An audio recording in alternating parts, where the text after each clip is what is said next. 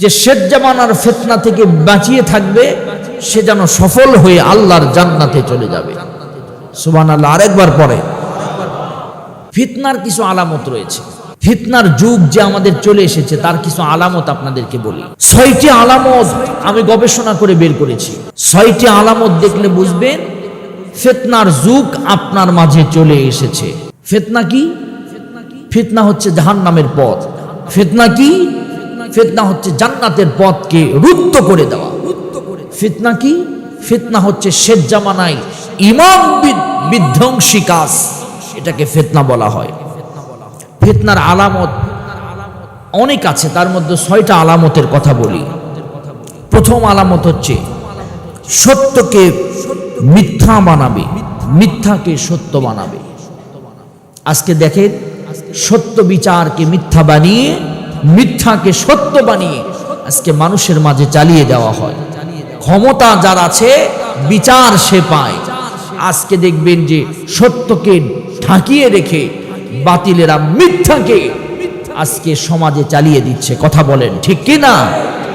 2 number হচ্ছে বিশ্বাসঘাতকতাকে বিশ্বস্ত মনে করে। আজকে যারা হিটলারের ভূমিকা পালন করে, বিশ্বাসঘাতকতা যারা করছে তাদেরকে আমরা আজকে বিশ্বস্ত মনে করছি। আর বিশ্বস্ত সূত্রকে আমরা, বিশ্বস্ততাকে আমরা বিশ্বাসঘাতক মনে করে আমরা তাকে ছিনিয়ে ফেলে দিচ্ছি, আমরা তাকে গ্রহণ করছি না। বিশ্বাসঘাতকতারা আজকে সমাজের বড় হচ্ছে, আর বিশ্বস্ত সূত্রের মানুষগুলো আজকে সমাজের ভিতরে চাপা পড়ে আছে। 3 নাম্বার হচ্ছে আমানতদারকে সন্দেহভাজন মনে হচ্ছে। যাদেরকে সত্যি, যারা আমানতের সঠিক ব্যবহার করতে জানে তাদেরকে আজকে সন্দেহ মনে করছি। সন্দেহর বেড়া জালে তাদেরকে ফেলিয়ে দিচ্ছি আমরা, কিংবা একটা শক্তি তাদেরকে মিথ্যা বলে চালিয়ে দিচ্ছে। কিন্তু তাদের কাছেই দেশ আমানত থাকবে, তাদের কাছেই জাতির সম্পদ আমানত থাকবে, তাদের কাছেই এই জাতি আমানত থাকবে। এই কথাকে ভুলভাল বুঝিয়ে আজকে যারা আমানতের খিয়ানত করে তাদেরকে আমরা আমানতের জায়গায় বসিয়ে দিচ্ছি। কথা বলেন ঠিক কিনা? কিংবা বসানোর চেষ্টা করছি, কিংবা বসার জন্য চেষ্টা করছি। প্রতারকদেরকে আমরা নির্ভরযোগ্য সূত্রে মেনে নিয়ে আজকে সমাজের নেতৃত্ব দেওয়ার যোগ্যতা তৈরি করে দিচ্ছি, পথ তৈরি করে দিচ্ছি। যারা প্রতারক, চিটিং, বাটপার, সমাজে তাদের 2 পয়সার মূল্য নাই, তাদেরকে আজকে আমরা সমাজের সামনের দিকে নেতার আসনে বসিয়ে দিই। প্রকৃত আমানতদারদেরকে আমরা পিছনের দিকে রেখে দিয়ে তাদের নামে মিথ্যারোপ করে তাদেরকে আজকে দাবায়া দেওয়ার চেষ্টা করছি। এটা হলো ফিতনার আলামত। কথা বলেন ঠিক কিনা? 4 নাম্বার হলো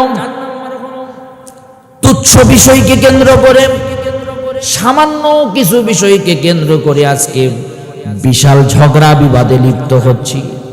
কথা বলেন ঠিক কিনা?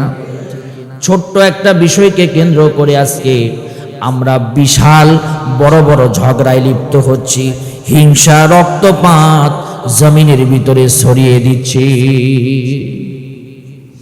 5 নম্বর হলো অজ্ঞ ব্যক্তিরা নেতৃত্বে আসবে, মূর্খ ব্যক্তিরা নেতৃত্বে আসবে।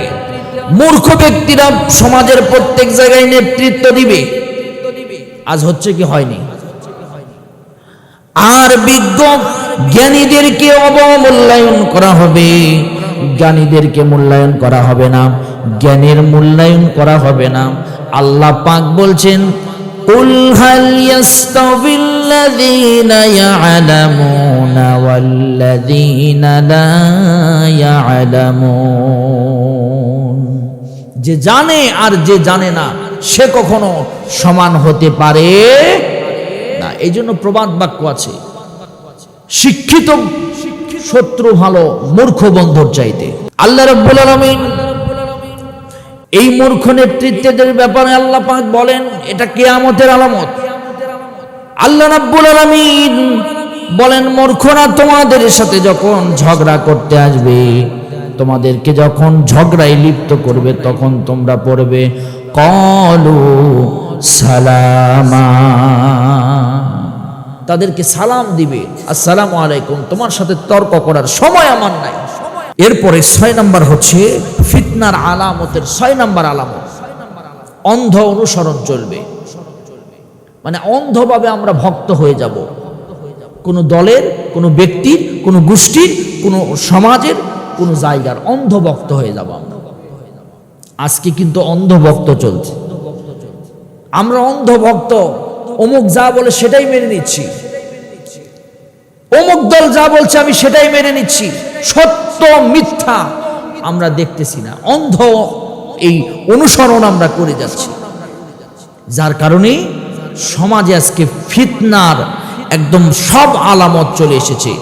আমরা অন্ধ আনুগত্য করার বিনিময়ে আজকে আমরা সত্য পথকে হারিয়ে মিথ্যা পথের দিকে আমরা উঠে জান্নাতে যাওয়ার বদলে জাহান্নামে যেতে শুরু করেছি। আওয়াজ তুলে বলেন ঠিক কি না? একটা উদাহরণ দিলেই বুঝবেন। উঠেছেন আপনি গাড়িতে, অটোরিকশাতে, যাবেন আপনি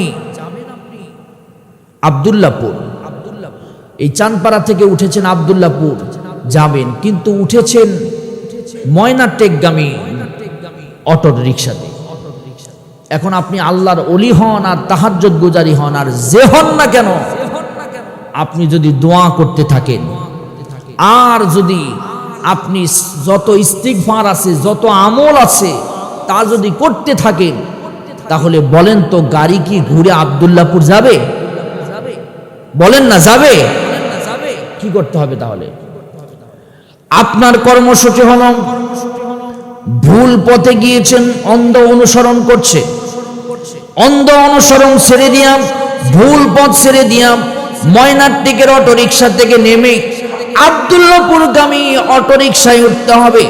এরপরে ওঠার পর দোয়া পড়ে চোখ বন্ধ করে বসে থাকবেন, আর কিচ্ছু করতে হবে না। আল্লাহ চাহে তো আব্দুল্লাহপুর যাবেন, কথা কোন ঠিক কিনা? কিন্তু আপনি ভুল রাস্তায় উঠে আপনি ইস্তিগফারের উপর ইস্তিগফার পড়তেছেন, দোয়া কালাম তাহাজ্জুদ সব কিছু আপনি পড়তেছেন, হবে না। অন্ধ অনুসরণ করে আপনি এই পৃথিবীতে জাহান্নামের রাস্তায় উঠে আপনি যতই নামাজ পড়েন, যতই ইবাদত করেন, যতই উমরা করেন, যতই আপনি হজ করেন, আপনি কোনোদিন জান্নাতে যেতে পারবেন। জান্নাতে যাওয়ার জন্য জান্নাতের পথেই উঠতে হবে। তাহলে ফিতনার যুগের কয়টা আলামত? সবাই কথা বলেন, কয়টা আলামত? আমার কথায় কি রাগ করতেছেন আপনারা? আমি সত্য কথা বলছি। এখন আপনি যদি সেই রোগের রোগী হন, তাহলে আপনি নিজেকে রেকটিফাই করেন, সংশোধন করেন, তাহলেই তো হয়ে গেল।